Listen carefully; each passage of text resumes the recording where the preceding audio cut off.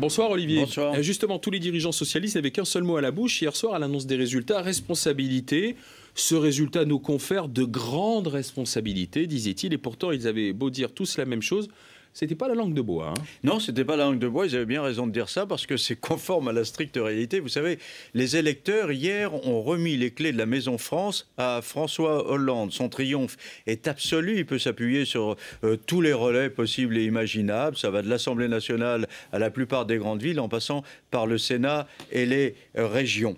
Et on est passé, donc, on peut le dire, de l'hyper-présidence à l'hyper-majorité. Et pourtant, la gauche ne peut pas succomber à l'ivresse du pouvoir. Elle doit faire très attention à ne pas commettre d'erreur parce que quand on regarde les chiffres, eh bien, compte tenu de l'abstention, hier, au cours du deuxième tour, le PS et ses alliés ont recueilli moins de 25% des voix des électeurs inscrits. Alors, c'est beaucoup mieux que les autres, mais ça relativise les choses quand même. Alors, de toutes les manières, le temps de l'action est venu, le moment des décisions.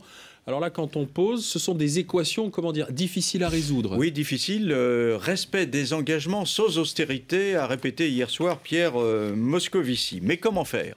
Parce qu'actuellement, le rythme de réduction du déficit en France est insuffisant. Donc il faut accélérer la marche. Et ça risque d'être encore plus grave, pire, l'année prochaine. Alors la réponse pour l'instant, c'est plutôt hausse d'impôts, notamment sur les grosses sociétés. Mais jusqu'où peut-on aller sur cette voie fiscale sans risquer de mettre en péril la croissance, qui est déjà très faible, pour ne pas dire inexistante? Alors, des économies, mais où? François Hollande n'en a jamais parlé. Et puis vous savez bien ce qui se passe dans l'oreille des Français quand on parle économie, souvent ça rime avec austérité. Et pour réussir son pari, François Hollande a besoin de plus de croissance.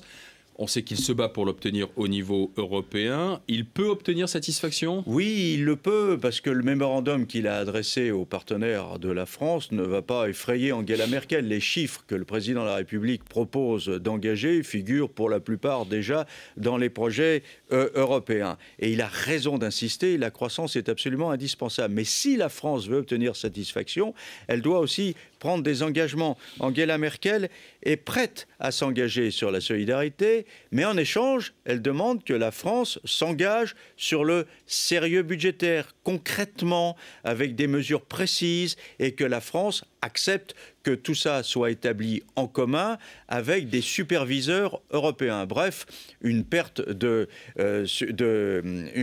souveraineté, un mélange, un partage de souveraineté, bref, une mixture qu'on n'aime pas beaucoup en France. Donc le compromis avec l'Allemagne est possible, mais il est encore loin d'être acquis.